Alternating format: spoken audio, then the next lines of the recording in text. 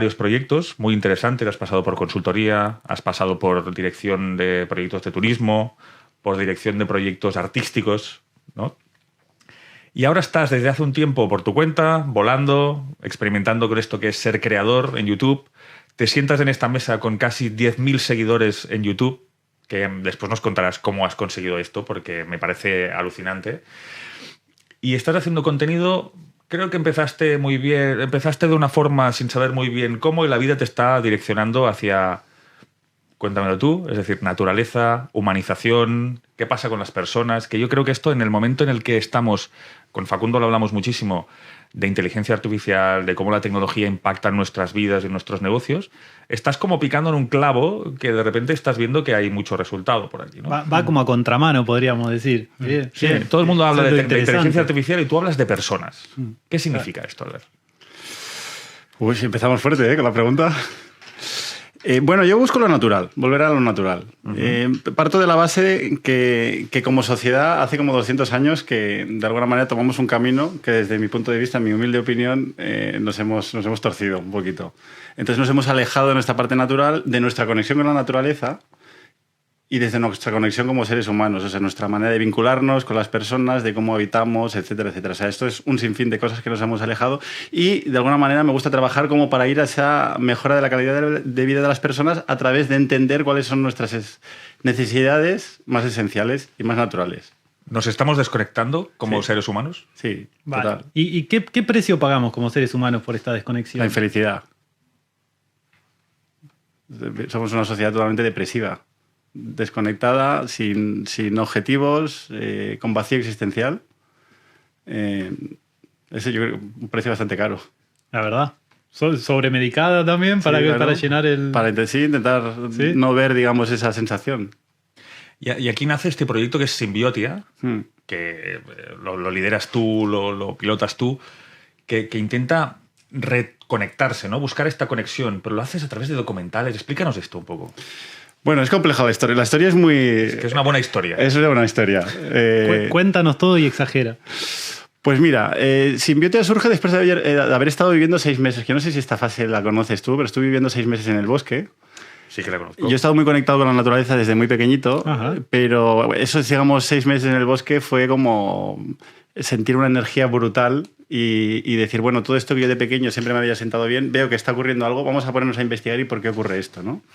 Entonces, a partir de ahí, quise llevar como esta sensación, ¿no? Esta conexión con la naturaleza hacia los entornos más vulnerables, ¿no? Y a partir de ahí, y cuando hablo de entornos vulnerables, me refiero a residencias de mayores, hospitales, lugares donde estás encerrado en paredes, muchas veces con incapacidad para moverte, pero también incluye las oficinas de empresa. Es decir, al final también estás 8, 10 horas o las que sean. Eso me ha parecido curioso, que toques como ambos espectros de, ¿no? Como...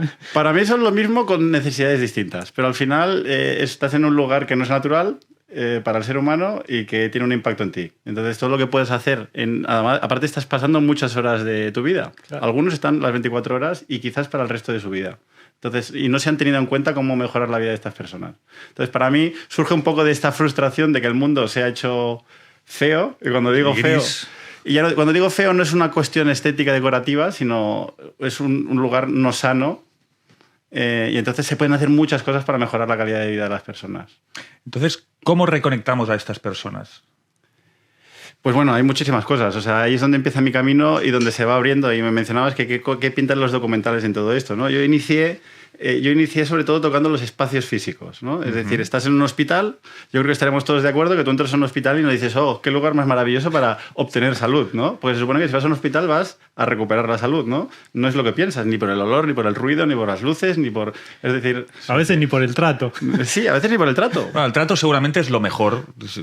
Aquí rompo la lanza por el colectivo sí, pero médico. Ni mucho menos vamos a culpar al personal sanitario, porque el personal sanitario hace un trabajo espectacular, pero el sistema está montado de tal manera que un médico o una enfermera a lo mejor tiene 30 segundos, un minuto para poderte atender y no puede empatizar contigo si tienes 30 segundos. Claro. Yo me acuerdo una cosa que me decías, hablando de los hospitales, me decías, es que tú te sientas, ¿no? Tú vas a los momentos más importantes de la vida de una persona, quizás, que es cuando estás esperando unos resultados, cuando te los acaban de dar, cuando has tenido un accidente o tienes algún tipo de dolor o de enfermedad, que estás ahí, que la incertidumbre, estás rodeado de incertidumbre. En estos momentos estás en una silla de plástico fría a más no poder, con una luz blanca, si tienes suerte que el fluorescente no centellee, ¿no? Pues tienes suerte de que esté bien, y en un ambiente Hostil, frío. Sí, hostil. Y estos son los momentos más importantes de tu vida muchas veces, porque toda tu vida pasa por ahí en algún momento, ¿no? Y decías, ostras, esto tiene que cambiar. Y en esto está. En eso estamos, sí, sí. Y de ahí surge, ¿no? Lo que pasa es que a partir de allí se abre. Intento atarte también un poco lo que me preguntabas sobre los documentales, ¿no? Y os hago una breve historia, ¿no? De cómo surgió esto, para que un poco a mí me sigue sorprendiendo cómo la vida a veces, si sigues un poco el flujo de la vida, luego te das cuenta y dices, ¿dónde me está llevando esto, no? Sí, sí. Nos cierran en la pandemia. Pues obviamente pues estoy cerrado en casa y no puedo. Soy una persona con muchas inquietudes que tiene ganas de hacer y digo, bueno, pues ¿qué hago, no? Pido a Amazon un trípode para el móvil y digo, oye, pues ¿sabes qué? Voy a explicar los proyectos que nadie los entiende. O sea, siempre he hecho la broma de que ni mi madre o ni mis padres entendían los proyectos que hacía. Y escritos en el blog y todo eso, yo siempre decía, no se entienden, nadie lo entiende. Entonces dije, pues voy a hacer un vídeo para explicarlo. Y entonces en la pandemia empecé, sin yo tener ni idea, me grabé con un móvil, aprendí con un tutorial de YouTube a cómo editar vídeos y empecé a generar un par de vídeos y a partir de ahí me gustó.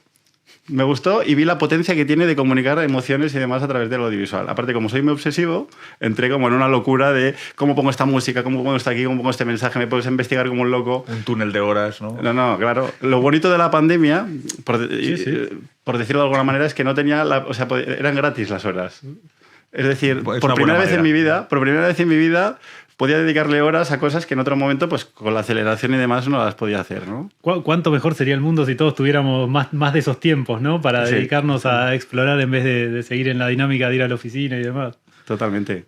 Y entonces a partir de allí, pues bueno, pues empecé a hacer vídeos, empezaron a funcionar, empezaron a moverse y hay un pequeño salto en todo esto, ¿no? Yo estaba trabajando para crear un bosque terapéutico en El Bierzo. Uh-huh. Y de golpe digo, oye, deberíamos hacer un vídeo para un poco impulsar a que las instituciones se animen y empujen un poco este proyecto, ¿no? Entonces, en medio de la pandemia, no se podía salir, me dan unos permisos para ir para allá y me cojo a un chico por internet, decía, oye, ¿me acompañas? Y grabamos un vídeo sencillito.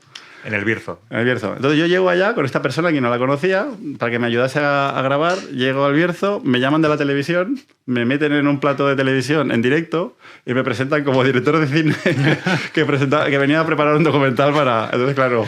Toda la presión. Toda la presión. En directo me empiezan a preguntar sobre un argumento que yo no tenía claro. No tenía argumento ni... Entonces, claro, me encuentro en este marrón. Es que me encanta. Este marrón. Pero yo dije, oye... para adelante. Para adelante, ¿no? Entonces, estuvimos 5 días, grabamos sin guión ni nada, y pasó una cosa muy bonita de grabar y demás, surgieron cosas muy chulas y yo dije, oye, venga, vamos a hacer un documental. Entonces, con lo que hemos hecho, vamos a trabajarlo muy bien. Me tiré 6 meses como un loco trabajándolo y surgió un documental, para mi gusto, pues oye, pues bastante bonito. Sí. No, quedó excelente, hombre, sí. Muy bien. Se llama La Llamada del Bosque, para quien lo quiera ver. Sí. Y entonces allí se abrió como un camino, ¿no? que pensaba que era algo puntual y pues me viene acompañando en este camino y que va de la mano al final. Y es que realmente el audiovisual, bien utilizado, ¿no? Tiene una potencia para todas las cosas que estoy haciendo y aparte que es que me lo paso bomba. O sea, es como es la suma de muchas... modalidades artísticas, es que tienes música, tienes sonido, tienes imagen, tienes color, tienes fotografía, claro. Y sobre todo para mí es una gran herramienta para transmitir emociones y para generar impactos en las emociones. Pero es un camino que ni tu formación, ni tu background profesional no viene nada de ahí. O sea, te lo has inventado. No te lo has inventado. La vida te ha ido, se ha abierto camino por este lado, ¿no? Sí. Lo has aprovechado y has entrado a tope. Sí, totalmente. Maravilloso. Es decir, increíble. La mayoría de cosas que yo toco, si tuviese que buscar las etiquetas que salen en los códigos oficiales de Hacienda y demás, ninguno tiene nada que ver con mis estudios. Ah, claro. Y de hecho son todos muy cruzados y he tenido que pasar muchas veces por el síndrome del impostor, porque claro, estoy haciendo temas de diseño de espacios, obviamente todo esto con equipos especializados en cada una de las cosas, ¿no? Pero he tenido que pasar por ese síndrome del impostor muchas veces por el hecho de estar en... Y incluso Pero volviendo al tema, es decir, el tema del Bierzo, todo es al final, porque ese documental aparece un montón de personas. O sea, es personas siempre. Siempre centras el tiro en la persona y en cómo estamos, cómo se tiene que reconectar. Esta reconexión entre las personas y la naturaleza.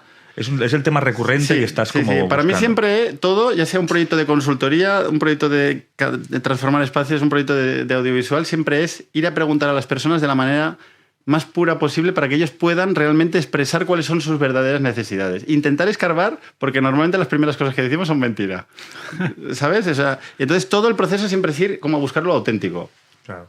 Que para mí es lo natural. Para mí lo natural es auténtico. Tienes que estar un rato con estas personas, como buscando, hablando, conectar, y al final termina saliendo, ¿no? Sí. Igual que cuando hacemos un proyecto que queremos transformar en un hospital, una residencia, si quieres que el personal, los pacientes se involucren, tienes que conectar y que realmente al final sientan que están en un espacio de confianza para poder expresarse de manera honesta. Al final, y esto lo hablamos mucho con Facundo y en otros foros también, que cualquier proyecto, cuando entro a colaborar ahora con alguna empresa o cuando he colaborado con equipos o mis propios equipos o lo que sea, al final se trata de un tema más de personas. Es las personas lo que tienes que balancear, diríamos. La tecnología, el proyecto de ingeniería, el proyecto médico, lo que sea. Esto va por encima, pero lo que hay por debajo es la raíz humana. Si no conectas con las personas, no funciona. De hecho, para complementar esto que dices, Roger, o sea, yo cuando hago un proyecto, sobre todo me fijo muy claro en un objetivo. Quiero impactar, por ejemplo, en una persona mayor que está en una residencia, quiero que tenga una vida digna, quiero tener un impacto positivo en ella. En el fondo a mí me da igual totalmente las cuestiones técnicas de lo audiovisual, de lo arquitectónico. Yo lo que quiero es qué herramientas puedo utilizar, pero mi foco es ese. Y yo voy como un cañón hacia allí. Entonces, todo lo que puedo utilizar para poder generar ese impacto, a mí es lo que me sirve para hacer los proyectos. Vale. Pero siempre mi foco es ese. Quiero mejorar la vida de esas personas.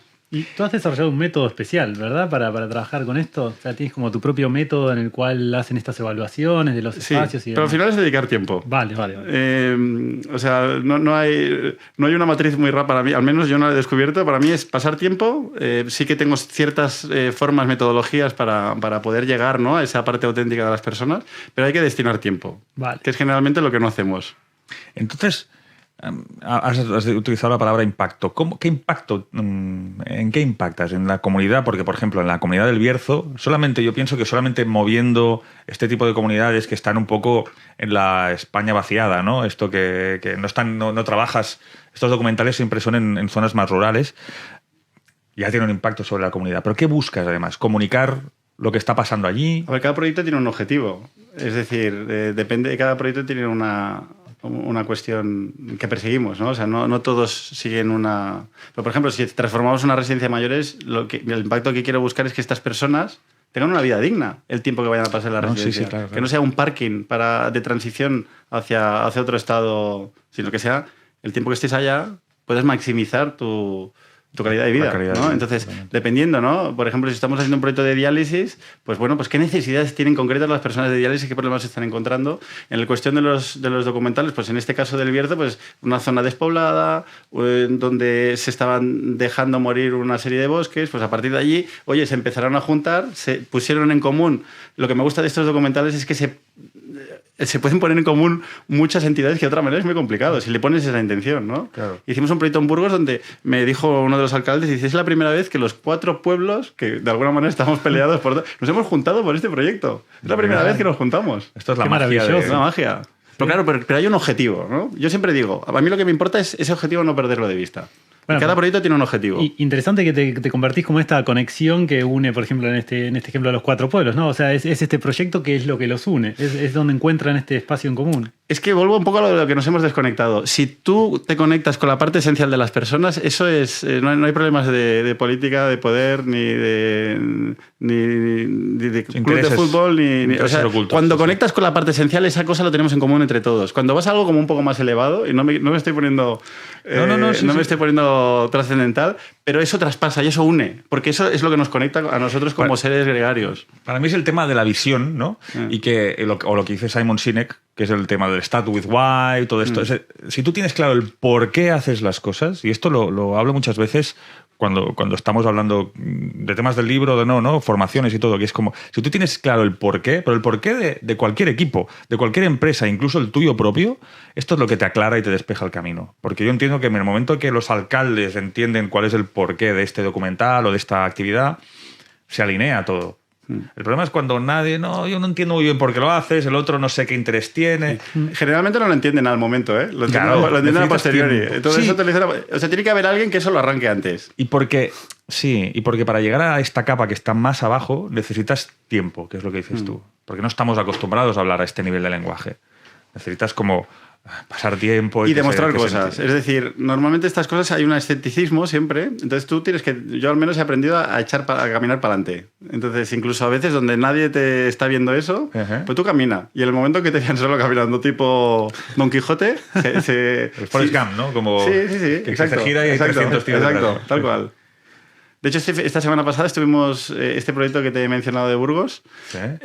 hicimos una imagen donde visualmente grabamos donde se iba añadiendo la gente así, porque ha sido un proyecto que en poco tiempo, como el propósito es muy potente, se han empezado a añadir un montón de entidades, de personas. Pero fíjate que te intento bajar el tiro. Antes te he dicho, cuando haces las películas, ¿qué es lo que buscas? Y me dices, porque los proyectos de una residencia, es decir, es que tienes una pluralidad de heterogénea de proyectos que es muy bestia, ¿no? Sí. Si los ves, puede ser que no les veas un punto en común. Para mí, la esencia es la misma. Es la misma. Lo único que, tienes que a veces ponerte ciertos sombreros a veces distintos, jugar ciertas herramientas distintas, pero para mí es lo mismo que quieres conseguir, pero mueves cosas distintas. Bueno, es que al final son espacios, son entornos donde están llenos de humanos, ¿no? Ese es el denominador común de estos Sí. lugares. Son personas. Son personas. Es cambiar la vida de personas. Y para eso tienes que entender qué necesitan. O sea, yo no voy allí a decirles qué es lo que tú necesitas y te voy a impactar. Hay veces que podemos caer en el error de decir, no, yo es que quiero generarte este impacto positivo. Digo, pero a lo mejor ese impacto positivo yo no lo quiero, ¿no? Entonces, pregúntame primero qué es lo que necesito y a partir de ahí ayúdame a conseguirlo. Esto me acuerdo de una anécdota que explicaba un economista muy famoso aquí en Cataluña, que decía que tiene una ONG que se iban a África, como muchos de nosotros hemos colaborado con ONGs de África y todo esto, y decía, no, mira, es que claro, nosotros ahora hemos recogido un dinero y os vamos a traer aquí unas tabletas que se conectan por conexión satélite para unas aplicaciones de inglés, para que los niños aprendan inglés aquí en el orfanato y en la escuela y además aprenderán los animales y aprenderán también a programar y aprenderán a... Dice que la persona que estaba ahí de responsable le escuchaba, le decía, vale. Y cuando terminó de hablar, me dice, todo lo que esto me explica está muy bien, dice, pero ¿te puedo pedir que también me cambiéis los lavabos? Porque de hecho los lavabos no cierra, la puerta del lavabo no cierra, y esto es lo que hace que las niñas, cuando empiezan a tener la regla, pues no tengan privacidad y abandonen el colegio. Y este es el principal problema que tenemos. Y la lección era como... Vamos nosotros a veces a ayudar a sitios sin saber nada de lo que estamos hablando. De lo que se trata muchas veces es muchas veces no, de escuchar, ¿no? Sí, Primero de todo, para entender... De hecho, a mí muchas veces me dicen, nosotros te esperábamos que vinieses aquí a decirlo. Digo, ¿no? Yo siempre empiezo calladito y preguntando y luego aunar a todas las personas que estén integrando el ecosistema que se va a mover y que todo el mundo esté co-creando con eso. Te entiendo muy bien. Porque Aparte, la potencia que consigues si haces que co-cree el ecosistema Claro. es brutal. O sea, no tiene nada que ver con lo que tú puedas ahí intentar meter con calzador. Sí. Es que al final, si quieres que el equipo se mueva, tienes que todas las voluntades y todos los intereses se alineen. Pero yo no hablo de mi equipo, ¿eh? O sea, hablo ya del ecosistema. Sí, claro, yo pienso en equipos porque yo estoy pensando en equipos y en ecosistemas de trabajo, pero tú estás hablando ya de ecosistemas mucho más grandes, ¿no? Pero funciona igual, es decir, al final tienes que alinear cada persona tiene su postura, sus intereses, su momento de la vida. Exacto. Y esto se tiene que alinear. Ahora, es curioso, ¿no? Como por ejemplo estos espacios que decíamos, ¿no? Como el hospital y demás, que, claro, están más optimizados para el uso del hospital en sí mismo que para los pacientes, ¿no? Y es esta idea de, creo que lo que me parece novedoso es como vos traes esta perspectiva diferente, de decir, no, al revés, empecemos por qué cómo mejoramos la experiencia del paciente en lugar de solamente tratar de optimizar el formato del hospital, por ejemplo. Sí. ¿No? ¿Y de dónde surgió para vos este cambio de perspectiva? O sea, que vos te acordás cuál fue el disparador que dijiste, como en qué momento? Me lo han preguntado muchas veces. Yo te diría que no... Lo tenía muy dentro, yo creo, de mi ser, realmente. Antes no, de lo del bosque. Sí, siempre he estado como muy sensibilizado ante las personas que están en situación de vulnerabilidad. Igual que las personas que están bien, pero bueno, les dejo que hagan y si tienen... Pero sin embargo, la enfermedad siempre me ha movido mucho. Y no he vivido tampoco una enfermedad muy fuerte en mi familia. Solo quizá con mi abuela, sí que estuve más vinculado con ella, que estuvo un tiempo en la residencia. Y allí, bueno, pues vi muy de cerca, ¿no? Cómo funcionan las residencias de mayores y bueno, ahí surgía ahí un movimiento dentro de mí donde dije, ¿cómo como sociedad hemos innovado tantas cosas y la vida para los mayores estamos haciendo esa mierda, de perdonar que hable Pues así, sí, pues sí. esa mierda de propuesta de vida, es indignante. Yo recuerdo el de mi abuela y era una cárcel prácticamente, Sí. ¿eh? O sea, una cárcel para algunos... Y no es por falta de medios, porque todas estas residencias privadas y demás tienen muchos medios económicos, pero lo que no hay es un enfoque de decir, oye, esta persona... Es que es un enfoque de qué representa la persona mayor en la sociedad. En la sociedad. Que eso se ha cambiado. Antes tenía otro rol, ¿no? Que también ponemos otra vez, ¿no? Como a estudiar esa parte antropológica y natural biológica que tenemos como seres humanos, ¿no? Qué curioso, porque en otros ámbitos, ¿no? Como que uno diría, bueno, si esas personas son un cliente de la organización, en otros espacios, o sea, el cliente tiene el que diseña un supermercado, el que diseña un shopping, está pensando en que el cliente, o un casino, incluso está pensando en que el cliente se sienta cómodo, que esté consumiendo, y sin embargo no tenemos esa perspectiva cuando diseñamos un hospital o diseñamos una residencia. Están muy pensados para vender, es decir, ya están creadas las nuevas residencias. Hablamos de residencias como hablamos de hospitales, pero centrándonos en residencias, las nuevas, privadas y demás, son todas muy bonitas, con tipo hoteles, ¿no? Son como tipo hoteles para que, de alguna manera, el que va a contratar, lo que es el hijo de, aunque esto está cambiando, cada vez más tú ya te vas a preparar cuál va a ser el lugar donde vas a querer envejecer, pues está muy enfocado para ese momento de la compra, ¿no? Pero no está enfocado... Porque es que como sociedad ya hemos dado por supuesto que no tenemos nada que hacer cuando nos hacemos mayores. O sea, es un problema ya muy colectivo en nuestro inconsciente de que cuando ya vas a la resi se acabó. Entonces, esto va a cambiar porque vamos a tener cada vez más personas mayores y menos jóvenes, así que pronto... Y vamos a planificar dónde vamos a querer envejecer y cómo queremos envejecer. Esta es la clave, yo creo. Planificar los últimos 30. Claro. ¿No? Sí. Es como... Estoy en un proyecto que se habla mucho de esto, de planificar los últimos 30, porque al final es en el momento que tienes conciencia de decir, bueno, no sé cómo va a ir, pero... Lo que yo pueda decidir un poco, pues lo puedo decidir ¿sí? Ya cuando estoy bien, no en el momento que ya no puedes decidir, ¿no? Que a veces yo pienso que hasta ahora no había conciencia de esta esperanza de vida tan alargada, ¿no? Sí. Y ahora empezamos ya. Y antes había un vínculo con la familia, que ese se ha roto totalmente ya por la involucración laboral de todas las personas y además al nivel de estrés en el que llevamos, con lo cual se ha roto totalmente el sostén que podías tener. O sea, antes había una tribu en la comunidad del barrio, en la comunidad de la familia, luego pasó a la comunidad de la familia y la familia ya se ha roto también. Cierto. Entonces ya no hay... Quiere decir, o te lo planificas tú o montas algún tipo de red de sostén o... Pero esto es... Fíjate solo. Y volviendo al inicio que decía, es decir, al final, esto lo hemos hablado más veces, que es esta sensación de comunidad que se está perdiendo, que ahora cada vez es una sociedad más individual, ¿no? Más yo, y me miro para los pocos que tengo alrededor y ya está, es lo que hace además que cada vez nos sentimos más solos. Y esto afecta al tema de las enfermedades mentales, de esta situación que comentabas al inicio, ¿no? Bueno, atándolo con el inicio, pero nos está pasando, esta es la tendencia que nos está pasando. Es decir, cada vez más alienados de la naturaleza, nos volvemos más individualistas y esto nos hace estar peor. Entonces, la salida de la naturaleza parece ser el único... Sí, y fíjate qué refrescante la visión de Albert, en el sentido de que yo siempre que escucho en general de gente intentando resolver este problema, lo escucho desde la resolución común. Bueno, podemos ponerle tecnología a esto, ponemos un robot que te acompañe, que te dé charla, podemos poner un monitor para saber si se cae un adulto mayor, podemos poner... Pero esta es de las pocas veces que escucho a alguien tratando de resolverlo por el lado de decir, no, o sea, busquemos una solución humana, natural. Pero porque no les han preguntado.